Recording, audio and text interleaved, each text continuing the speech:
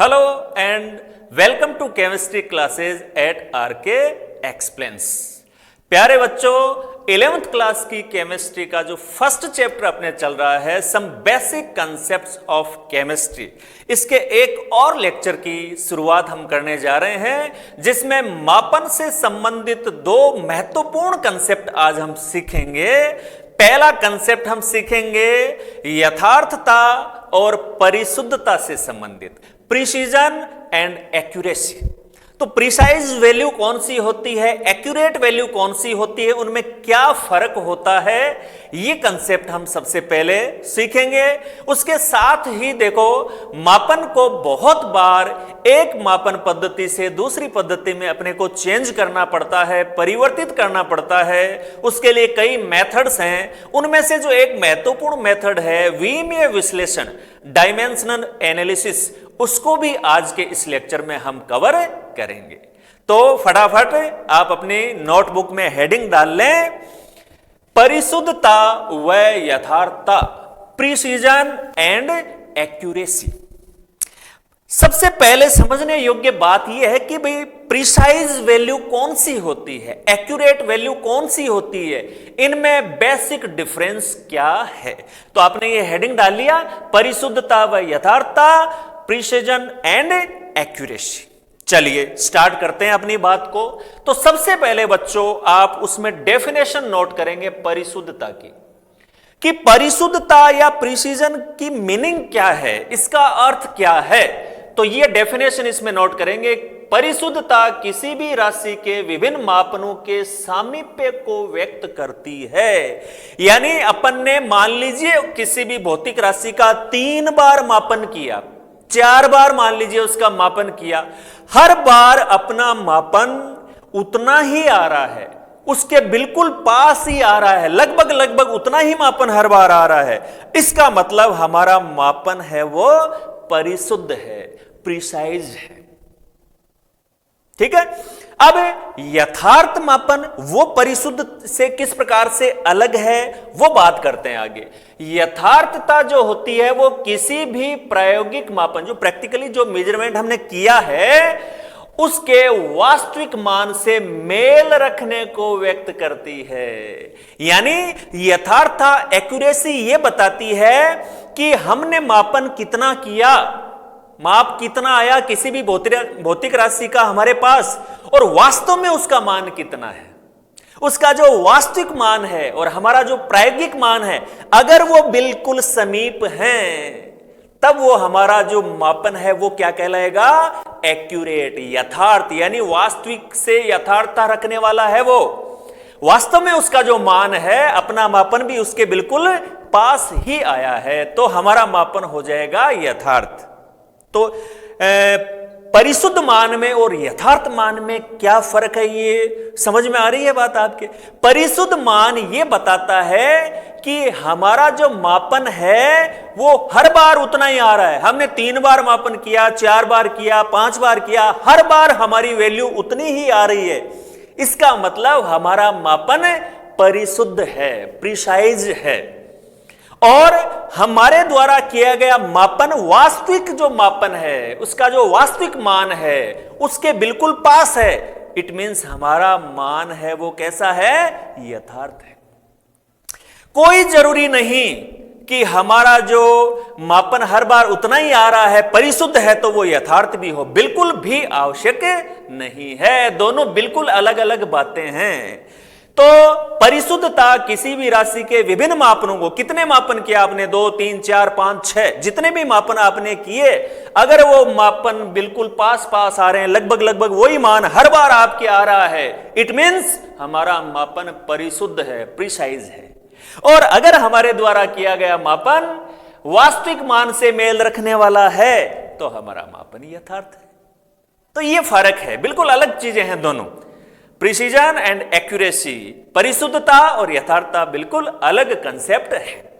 इस पूरी बात को अच्छे से समझने के लिए बच्चों एक मापन का उदाहरण लेते हैं। जैसे हमने कोई पदार्थ लिया और उस पदार्थ का वास्तविक जो द्रव्यमान है वो बच्चों 2 ग्राम है, 2.00 ग्राम, उसका वास्तविक द्रव्यमान है।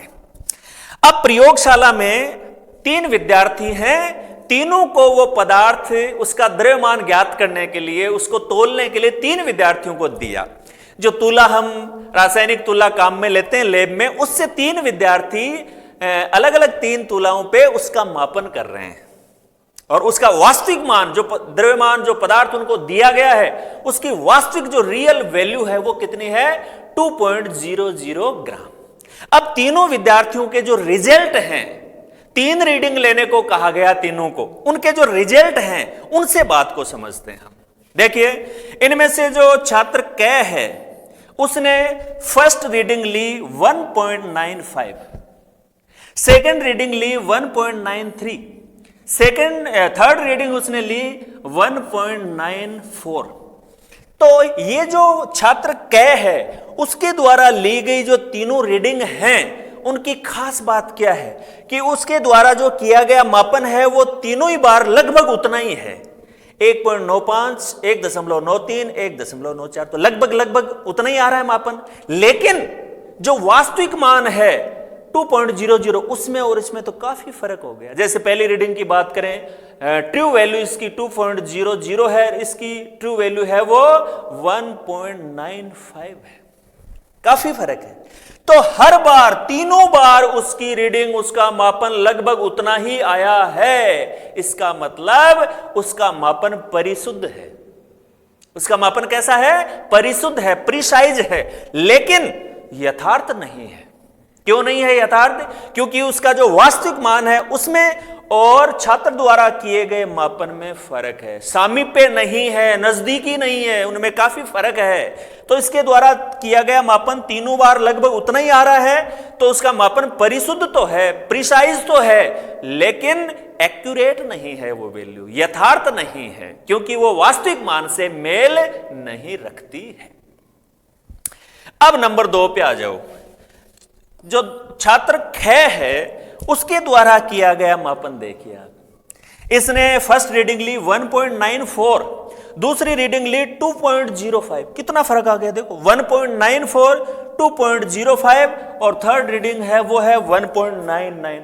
यानी तीनों ही बार उसने जो मापन किया, तीनों रीडिंगों में कोई मेल नहीं है, तीनों में काफी फर्क आ रहा है। इसका मतलब उसके द्वारा किया गया मापन परिशुद्ध नहीं है और वास्तविक जो मान है उससे फर्क भी काफी सारा। देखो कहां 1.94, कहां 2.00 उसकी ट्रू वैल्यू, तो उनमें भी काफी फर्क है। इसका मतलब छात्र ख के द्वारा जो किया गया मापन है उसको हम क्या कहेंगे? हम कहेंगे कि न तो वो मापन परिशुद्ध है और न वो मापन यथार्थ है।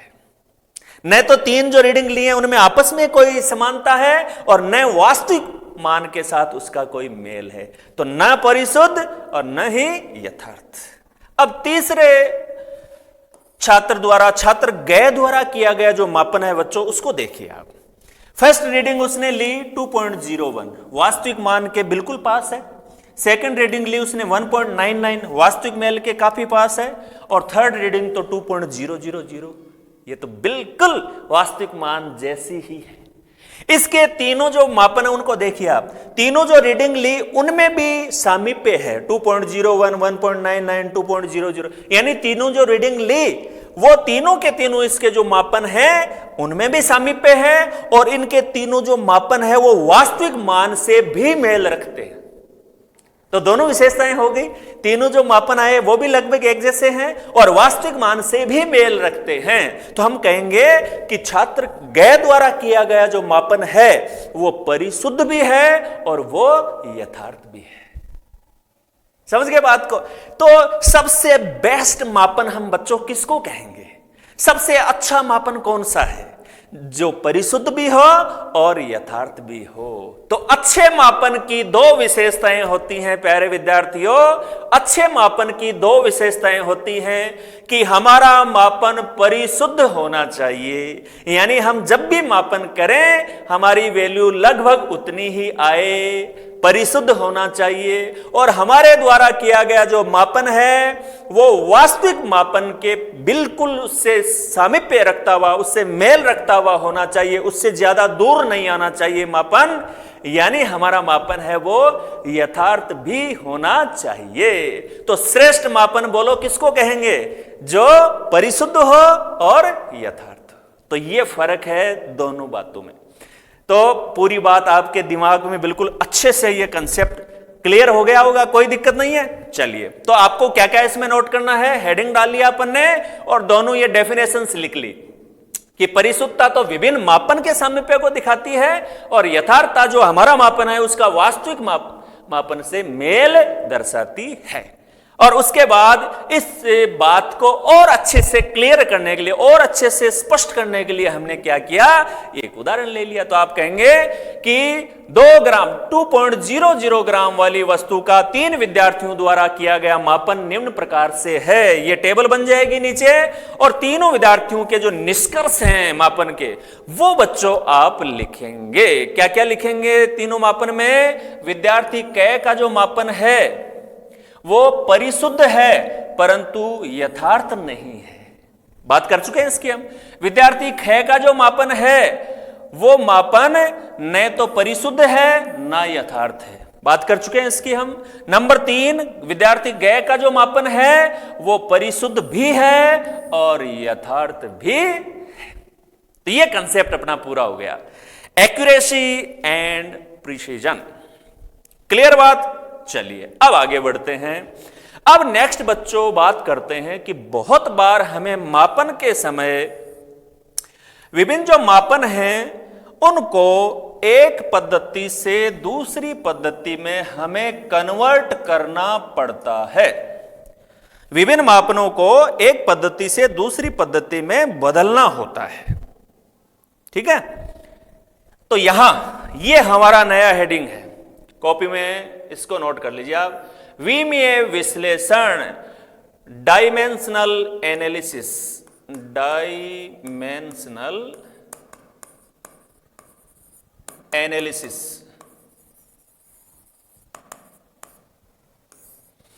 तो किसी भी मापन को बच्चों एक पद्धति से दूसरी पद्धति में हम जब चेंज करते हैं तो कई मेथड हैं इसके। जैसे एक गुणक लेबल विधि है, फैक्टर लेबल मेथड है, दूसरा इकाई गुणक विधि है, यूनिट फैक्टर मेथड है, और इसी को एक जो अपन पढ़ने जा रहे हैं इनको दोनों ही नामों से जाना जाता है। इसी को कहते हैं विमीय विश्लेषण, डायमेंशनल एनालिसिस। और ये डायमेंशनल एनालिसिस वाला जो मेथड है वो ज्यादा इफेक्टिव है, प्रभावी है और सरल भी है। तो इसको थोड़ा सा देख लेते हैं। वैसे तो हम डायरेक्ट प्रैक्टिकली क्या करते हैं कि जो भी कन्वर्जन की इकाई होती है उससे डायरेक्ट गुणा करके हम मान निकाल लेते हैं, लेकिन इसका सही जो मेथड है, प्रॉपर जो मेथड है एक पद्धति से दूसरी पद्धति में मान को ले जाने पर, वो प्रॉपर मेथड उसका क्या है उसकी हम बात करेंगे। एक एग्जाम्पल की सहायता से उस बात को क्लियर करेंगे। तो बच्चों विमीय विश्लेषण, डायमेंशनल एनालिसिस, ये हेडिंग डाल लिया आपने और उसके बाद आप लिखेंगे कि मात्रकों को एक पद्धति से दूसरी पद्धति में रूपांतरित करने के लिए विमीय विश्लेषण, डायमेंशनल एनालिसिस का उपयोग किया जाता है। यानी ये जो मेथड है वो वास्तव में किसी भी मापन को एक पद्धति से दूसरी पद्धति में चेंज करने के काम में लिया जाता है। तो ये इंट्रोडक्शन हो गया कि भाई विमीय विश्लेषण से हमारा क्या मतलब है। ठीक है, अब कैसे इसका यूज करते हैं, इसको यूनिट फैक्टर मेथड क्यों कहते हैं, इसका कैसे यूज करते हैं, एक एग्जाम्पल की सहायता से इस पूरी बात को समझते हैं। यहां पर देखिए, यहां पर एक एग्जाम्पल है बच्चों की धातु का कोई एक टुकड़ा है, वो 3 इंच उसकी लंबाई है। ठीक है, तो कह रहा है कि सेंटीमीटर में इसकी लंबाई क्या होगी। यानी लंबाई का मापन हमें दिया हुआ है वो इंच में दिया हुआ है और हमें उसको मापन के लंबाई के मापन की दूसरी पद्धति यानी उसको सेंटीमीटर में कन्वर्ट करना है। तो हम ये जो मेथड है अपना यूनिट फैक्टर मेथड या डायमेंशनल एनालिसिस, इसको कैसे यूज करें ये हमें सीखना है। हमें इंच को सेंटीमीटर में बदलना है। तो पहली बात तो इन दोनों में क्या संबंध होता है वो हमें पता होना चाहिए कि भाई इंच को सेंटीमीटर में बदलना है तो 1 इंच कितने सेंटीमीटर के बराबर होता है। तो इसका सॉल्यूशन देखें आप कि 1 इंच है वो 2.54, नोट कर लेना पूरा इसको बच्चों। 1 इंच है वो 2.54 सेंटीमीटर।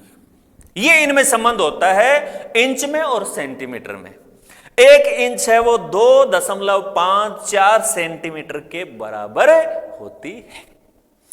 अब इस इंच को जो अपने को दिया हुआ है 3 इंच, इसको सेंटीमीटर में कन्वर्ट इस मेथड से कैसे करें उसको सीखना बहुत महत्वपूर्ण है। तो आगे बढ़ जाते हैं इसके लिए अपन। चलिए, यह आपने नोट कर लिया, 1 इंच बराबर 2.54 सेंटीमीटर। 1 इंच बराबर 2.54 सेंटीमीटर, इसको नोट कर लिया आपने। चलिए अब आगे बढ़ जाते हैं, बात को आगे बढ़ाते हैं हम।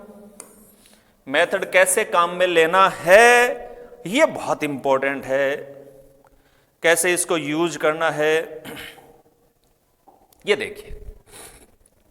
अब क्या करेंगे बच्चों, यूनिट फैक्टर कैसे बनाएं इसका। तो अभी अभी हमने देखा कि 1 इंच है वो 2.54 सेंटीमीटर के बराबर। इसका मतलब अगर हम लिखें 1 इंच भाग 2.54, तो ये तो दोनों बराबर है। 1 इंच और 2.54 सेंटीमीटर है, तो 1 इंच बटे 2.54 सेंटीमीटर लिखा तो ये तो बराबर है, तो इनका भागफल 1 आएगा। ये यूनिट फैक्टर हो गया इसका। अब इसी को क्या किया हमने बच्चों, उल्टे क्रम में लिख लिया। यहां इंच ऊपर था, सेंटीमीटर नीचे आई। अब यहां पर क्या किया, देखो सेंटीमीटर को ऊपर लिख लिया, इंच को नीचे, तो बात तो वो बराबर ही है। इसकी वैल्यू भी कितनी होगी, 1 ही होगी।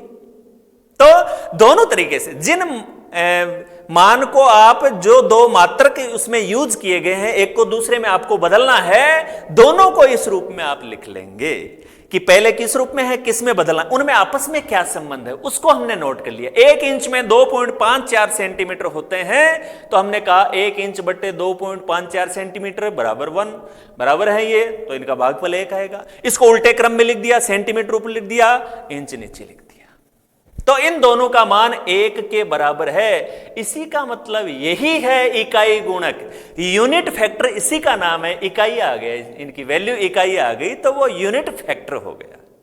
ठीक है, अब हमें कौन से मान को लेकर आगे बढ़ना। देखो इनकी वैल्यू 1 है, तो किसी भी राशि को यदि इससे गुणा करते हैं, 1 इंच बट्टा 2.54 सेंटीमीटर से गुणा करें या इससे गुणा करें, तो उस राशि के मापन पे क्या असर पड़ना, कोई असर नहीं पड़ना है, क्योंकि इसकी वैल्यू तो कितनी है, 1 है। तो किसी भी मापन को 1 से गुणा करेंगे तो उस पर क्या असर पड़ेगा, कोई असर नहीं पड़ेगा। क्लियर है बात। अब यदि किसी संख्या का गुणा इस इकाई से करते हैं तो वह परिवर्तित नहीं होगी, कोई फर्क नहीं पड़ेगा उसके ऊपर, क्योंकि इसकी वैल्यू तो 1 है। तो मापन को 1 से गुणा करेंगे उतना ही रह जाएगा, कोई फर्क नहीं पड़ेगा उस पर। अब बात यह है बच्चों, हमारा क्वेश्चन क्या था, हमें किसको कन्वर्ट करना था, 3 इंच को कन्वर्ट करना था, किस में, सेंटीमीटर में। तो ये दोनों फैक्टर हैं, उनमें से किसको काम में लें। तो यहां आती है महत्वपूर्ण बात कि आपको जिस इकाई में कन्वर्ट करना है, जैसे यहां हमें सेंटीमीटर में कन्वर्ट करना है, उसको आप ऊपर रखें।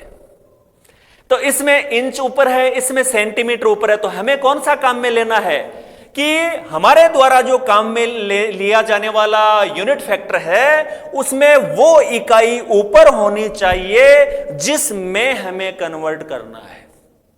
क्लियर बात। तो इसको ऊपर रख लिया हमने, देखिए ये ऊपर, इसको काम में ले लिया। अब हम कह रहे थे मान हमें कितना दिया हुआ है, 3 इंच। अब यदि ये तो यूनिट फैक्टर है, इसकी वैल्यू तो 1 होती है, इसको आप 3 इंच से गुणा करोगे तो जो हमारा मान है 3 इंच, उस पर कोई फर्क नहीं पड़ेगा, क्योंकि इसकी वैल्यू कितनी होती है, 1 होती है। तो फिर हम इससे गुणा क्यों कर रहे हैं, इसलिए कर रहे हैं कि ये जो मात्रक है हमारे, ये मात्रक आपस में कट जाएं और केवल हमारा जो वांछित मात्रक है जिसमें हम कन्वर्ट करना चाहते हैं वो हमें मिल जाए। इससे क्या फायदा हुआ बच्चों, देखो 3 इंच तो बराबर हमने कह दिया 3 इंच गुणा 2.54 सेंटीमीटर बटा 1 इंच, क्योंकि इसका वैल्यू 1 है, तो 3 इंच को इससे गुणा किया, कोई फर्क नहीं पड़ा। तो फिर फायदा क्या हुआ, फायदा यह हुआ कि इसकी जो इंच मात्रक है वो इंच से कैंसिल हो गई, है ना।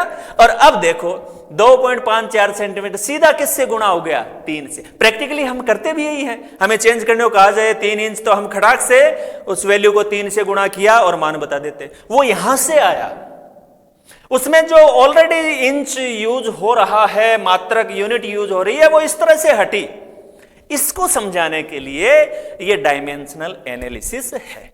तो हमें सेंटीमीटर में चेंज करना था तो हमने यूनिट फैक्टर में सेंटीमीटर को ऊपर रखा, और जो भी हमारा मापन है, जैसे इसमें 3 इंच था तो उसको यूनिट फैक्टर से गुणा कर दिया। गुणा किया तो इंच से इंच जो मात्रक है वो कट गया और 2.54 से 3 गुणा हो गया, तो ये हमारी वैल्यू आ गई 7.62 सेंटीमीटर। क्लियर है बात? अच्छा, अब इस यूनिट फैक्टर वाली बात से हमें फायदा क्या हुआ, ये समझने वाली बात है। यहां ये इंपॉर्टेंट, सबसे इंपॉर्टेंट फैक्टर देखें बच्चों इसका, यहां उस इकाई गुणक से गुणा किया जाता है जिससे, यानी उसमें ऊपर वो वैल्यू रहेगी जिससे वांछित मात्रक प्राप्त हो जाए। बार बार इस बात को समझाया आपको, जैसे सेंटीमीटर में कन्वर्ट था तो हम सेंटीमीटर को हमने ऊपर रखा, अर्थात गुणक के अंश में वह मात्रक होना चाहिए जो परिणाम में प्राप्त हो, जो हमें रिजल्ट में चाहिए। जैसे हमें यहां रिजल्ट में चाहिए था सेंटीमीटर, तो हमने सेंटीमीटर वाले इकाई गुणक को काम में लिया जिसमें सेंटीमीटर ऊपर था, अंश के रूप में है ना। इसमें देखो सेंटीमीटर हर के रूप में, इसमें अंश के रूप में है, तो अंश के रूप में यानी ऊपर जिसमें है वो हमने यूज किया। अब इसका मेथड का सबसे बड़ा जो बेनिफिट है वो क्या रहा बच्चों, इसका जो कंक्लूजन है वो क्या रहा?